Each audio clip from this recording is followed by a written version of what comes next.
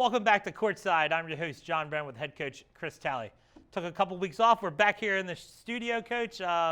Excited to be back, and we got a lot of basketball coming up here in these next couple weeks here for Spring Ford basketball. Yeah, lot to talk about today, Coach. There's game after game here, and let's get started. So let's talk about this for you guys here. So, in a non-COVID years, things like that, Right. we would play. You'd play a game, you had some practice time, prep for the next game, maybe even have two practices before the next game. Right. You're basically, over the next 2 weeks, the end of February, even the beginning of March, you're playing almost every day. The amount of games is drastically outnumber the amount of practices you're going to have. Yeah, there's two practices in there. So You got two practices in there, okay. Two practices to prepare for 9 different games. So it's kind of like old school. I think we talked about it in a previous show. It's like, your travel game, your rec game, whatever it is, CYO back in the day. Were you a CYO player? No, I wasn't. I was more the Spring Ford rec type of player, that type of player. Okay. But I know what you're saying. You're going to go lace them up and you're going to go play basketball, walk out the car and go play basketball. Yeah, mom and dad drop you off, you quick run in, they park. And you're playing basketball by the time it's going right there. So, so talk about that as, what's your mentality as a coach? Obviously the idea of scouting reports and going over what they need to do. And you obviously, I'm not going to use an NBA term, but load management. At some point here, kids are going to need to get off their feet a little bit too on the basketball court too, right? Yeah, but I don't know. We haven't found a way to do that just because you're playing so many games and you want to try to loosen up the bench a little bit as much as possible, but you also you don't want to give points away or not put your best players in or your best combination of guys in, or some guys could be injured. So there's really no blueprint right now. It's sounds coach cliche, but it's kind of game by game and sometimes hour by hour. And I feel like in the games that seeing you guys play this year at the home games, I do feel like you have a lot of that where these guys are high, I'm going to ride with these guys. Yeah. And game number 2 could be the next game. It could be a whole different allotment of players for you too. Just or you have something in your head going in the game, I'm looking for this guy here, or I'm maybe I don't know about this guy. And then they come up and they show up big for you too. Yeah, that's a good and a bad problem. The negative side of that is, as a basketball player, you don't want the coaching staff to not be confident in you in whatever area that might be. If we're primarily playing a zone defense for a game, if that's our game plan for, and he doesn't really understand the zone concepts or for whatever reason isn't in the right spots, and it's all right, we can't play this person because we're playing a zone. Or if it's more of an up-tempo game, this guy doesn't get up and down the floor as much, so we don't want to, utilize him as much because he's not in a transition shape, but he's not a transition player. Yeah. So as a coach, we're always preaching, you don't want the coaches to not be able to trust you for whatever reason. You need to be able to play zone defense, up-tempo defense, man defense, trapping defense. You need to be able to dribble, pass, and shoot. So it kind of limits you sometimes, but then it's all right, well, he's really good in these situations. He's a good fit for this game. And then you could go 2 games, and then you're well, he played really well that game. So there's a lot that goes into it. Yeah, I feel like this also needs to be, not that you don't rely on your staff a lot, but I think this is a stage where you got to rely on your staff even a little bit more. Be who do we think here? What's some personnel, staff? Because obviously you're trying to manage the game and run what you want to run, but I think you got to talk to your staff a little bit too about who do we think can fit here? Give me some is that conversation going on down the bench? Who do you think we could give it a shot here too? Yeah, that's funny because that's a perfect way to sum it up. And our staff with Matt Kurtz, GT Puffco, and Nick Stanek this year, and in years past, pre-COVID with Coach Hoff and Coach Reber, you have a whole different mindset with every single person. I would say Coach Kurtz and I are 95% always on the same page, and that's just from our years of togetherness. Yeah. So it's good to have Puffco and Hoff and Stanek and Reber to kind of bring that outside perception. But this year, I'll give you an example. Just at practice yesterday, we watched film, and then we're heading into practice, and I'm rattling off 9 questions, 9 scenarios, And we all kind of look at each other and we're like, all right, we had a plan of practice, then we watched film. We're like, where do we start? What are we doing? Yeah. You just said 9 different things. How do we prioritize with the limited time of practice we have to get prepared for tomorrow? Yeah, I think that's what people maybe not understand is you watch pro basketball, you watch college, and to some extent, like high school basketball, like I'll use Methacton as an example last year. They played a rotation. Like these guys are playing these minutes, this guy's coming at this time, and you see a pattern. Yeah. You're not going to see that pattern with you guys here down the stretch here in these past couple weeks.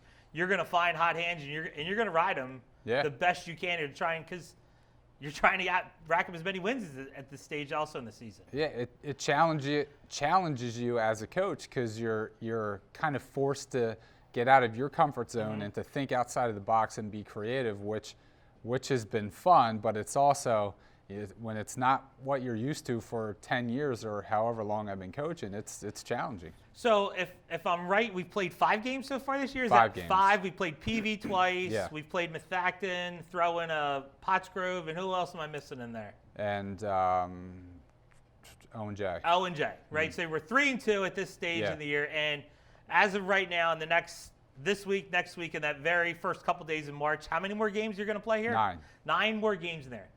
With us talking about this, the reason we're talking about it is because PIAA District 1 did come out, and they're going to have a District 1 playoff. Yep. Little modified, and we're still not quite 100% sure, but it's a reduced field, but you can still make district, still same power, all that stuff still applies, right, Chris? Yeah, the website's up for the power rankings, and all that is live. And this year, the top 20 teams are going to make it. And it's down from 24. Okay. Yeah. So I'm not sure how the format would be with the top 20. If the top 4 get a bye, and then you play 5 through 20, whatever.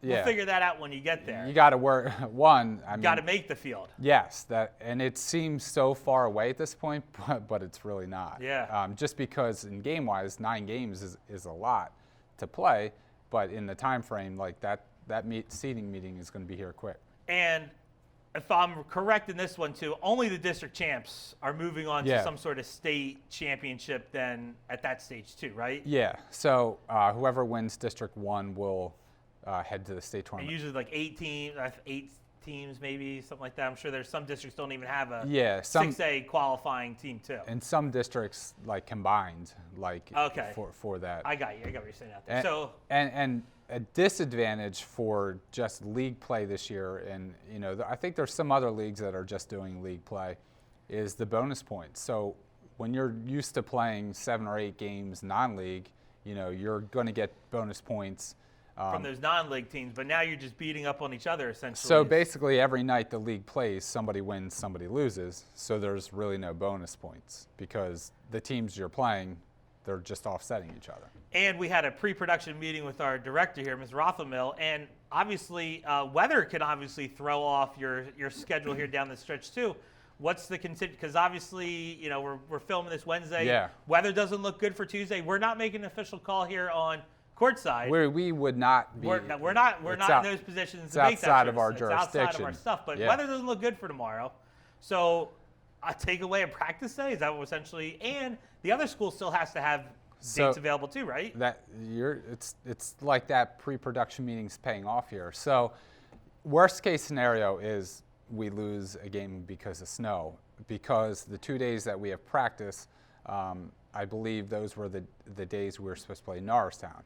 At least one of them is, which would be a game day for the rest of the league. So if we were able to make up a game, it'd be on a night where most of the league is playing, so we would have to luck out that maybe that team didn't have a game that night. It's crazy how much logistics are going to play effect, because hypothetically you could play two in a day. Do we play Saturday morning, Saturday night? Right. Are we allowed to play Sunday? And then you also got to get officials.